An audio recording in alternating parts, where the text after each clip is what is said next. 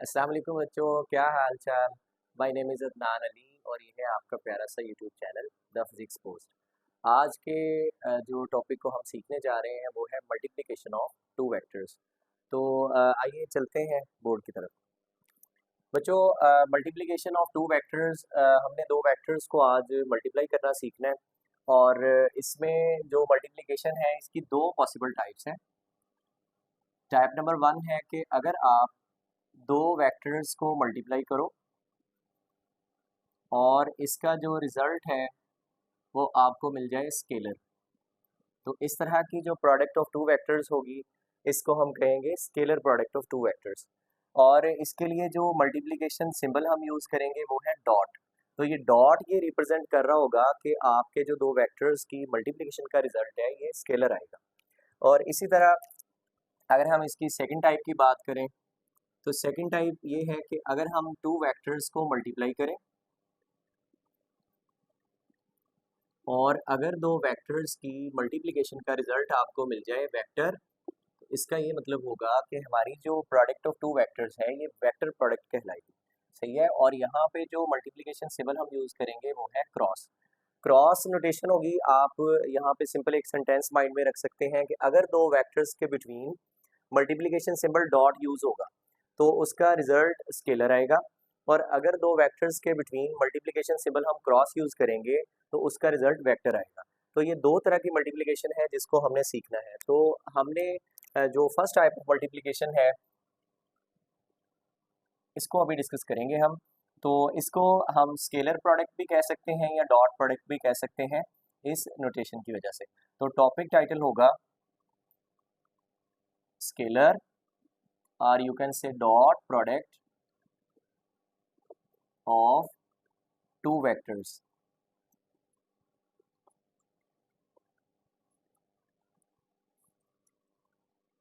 इसकी डेफिनेशन से हम आगाज करेंगे कि if the product of two vectors results into a scalar quantity, then such type of product is known as, then it is called scalar product of two vectors। सही है, ये इसकी डेफिनेशन होगी और मैथमेटिकली इसको रिप्रेजेंट करवाया जाता है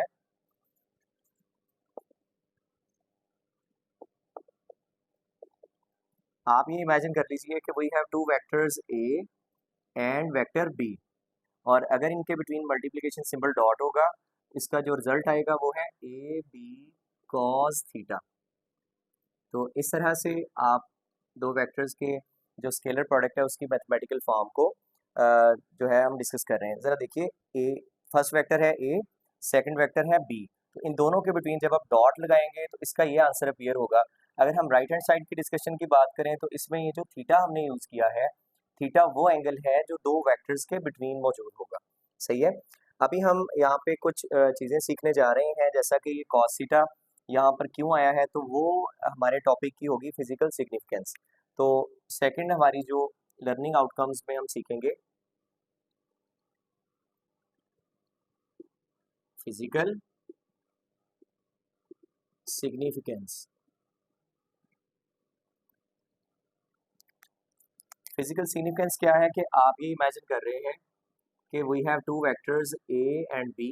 लेट्स से ये वेक्टर बी है और इसको आप कह दीजिए ये है वेक्टर ए और इनके बिटवीन जो एंगल मौजूद है वो है theta in anti clockwise direction.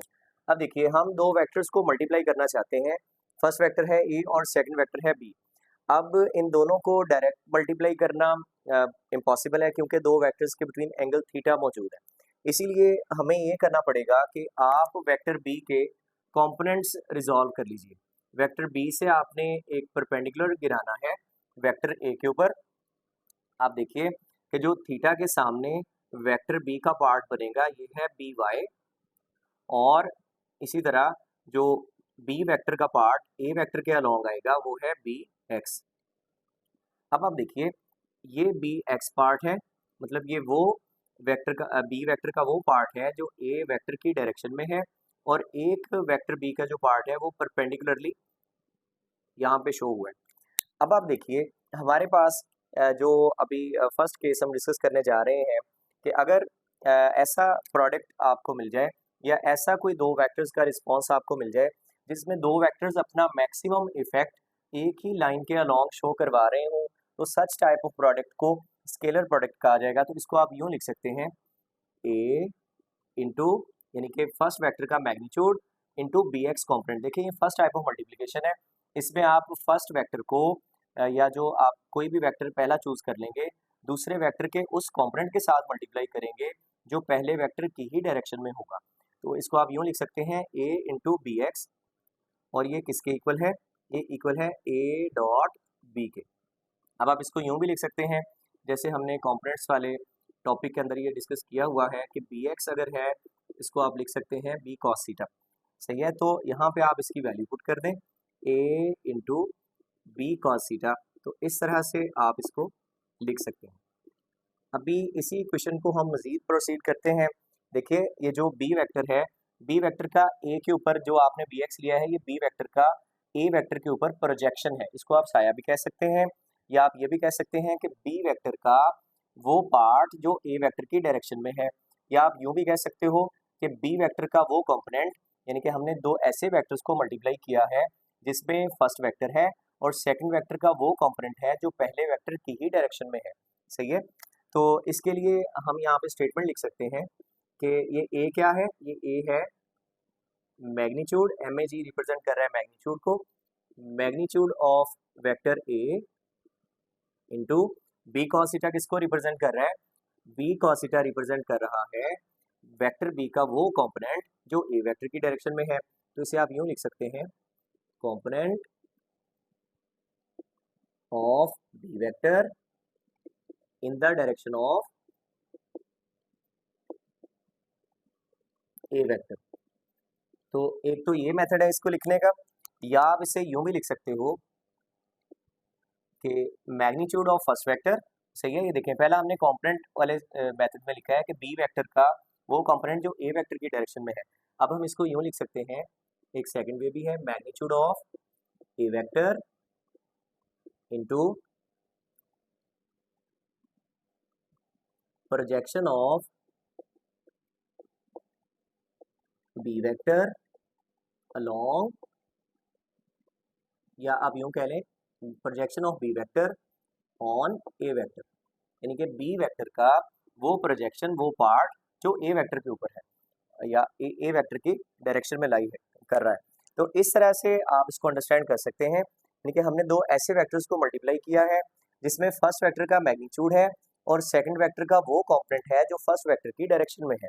तो ये इसका फिजिकल सिग्निफिकेंस बनेगा, और इसका वही जो मैथमेटिकल एक्सप्रेशन है, इसका मतलब वही है ए डॉट बी। यहाँ से हमें एक न्यू कॉन्सेप्ट सीखने को मिला है, वो है प्रोजेक्शन कॉन्सेप्ट। तो उससे एमसीक्यू आपको पूछे जा सकते हैं। इसको हम फर्दर प्रोसीड करेंगे, आप ज़रा देखिए। देखिए यहाँ पे हमने यूज़ किया है वर्ड प्रोजेक्शन। तो लेट से आपको ये कहा जाता है कि प्रोजेक्शन ऑफ बी बताइए।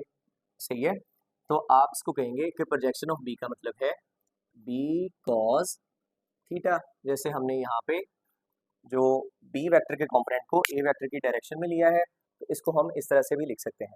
अच्छा मज़ीद देखिए, हम इसको अभी हमने बी वेक्टर के पार्ट्स ड्रॉ किए थे, हम ए वेक्टर के पार्ट्स भी ड्रॉ कर सकते हैं।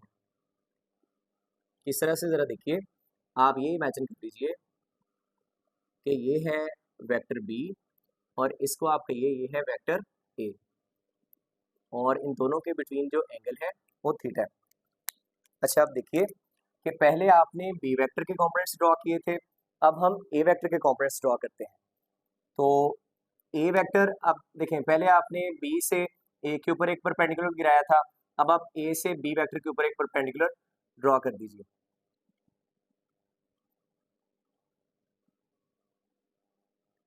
सही है, ये हमने यहाँ पे एक परपेंडिकुलर गिराया है और ये एंगल है 90 डिग्री।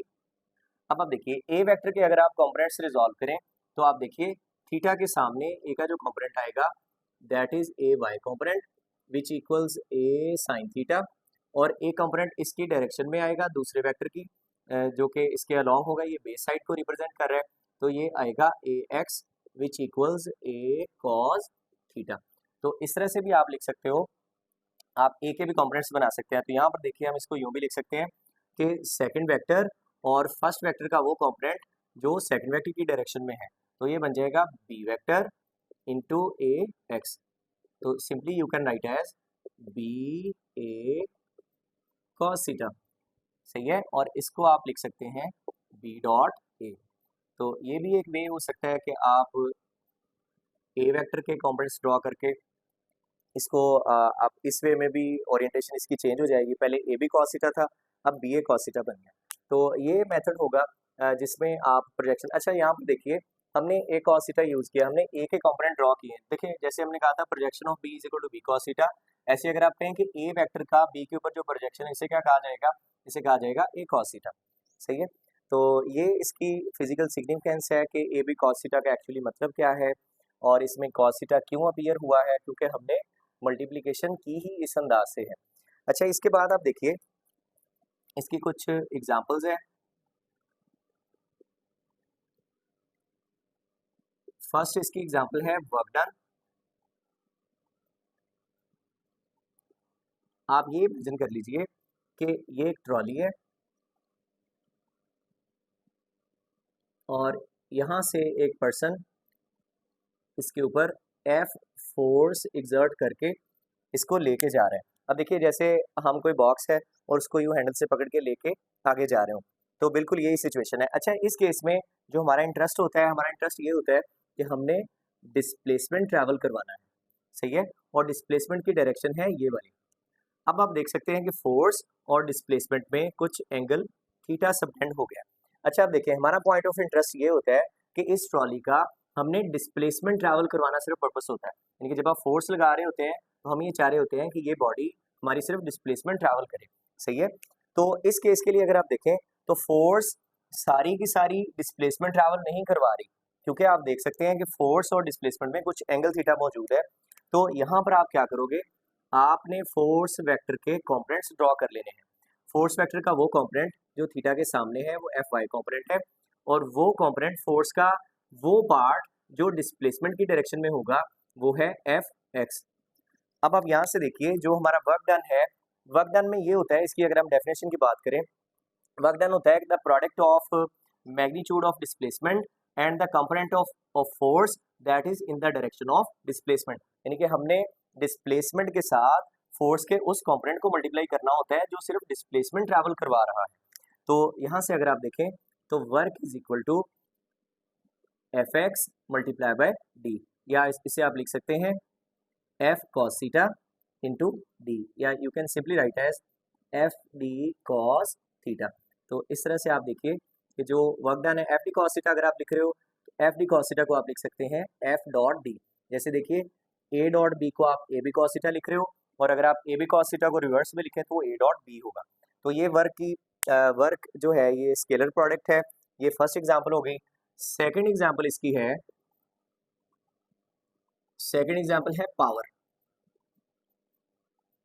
पावर अगर आप देखें तो इसका एक फार्मूला होता है P is equal to F dot V, सही है। इसी तरह थर्ड एग्जांपल भी आप इसकी लिख सकते हो, दैट इज द मैग्नेटिक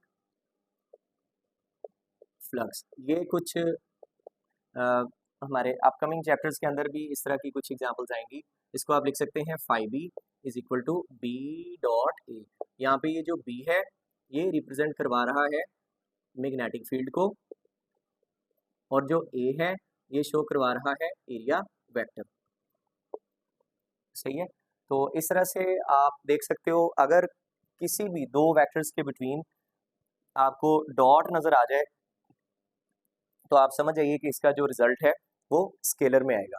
तो ये हमारे लेक्चर का फर्स्ट पार्ट कंप्लीट हो चुका है। इंशाल्लाह सेकंड पार्ट में हम इसी जो डॉट प्रोडक्ट है इसकी कैरेक्टरिस्टिक्स को स्टडी करेंगे।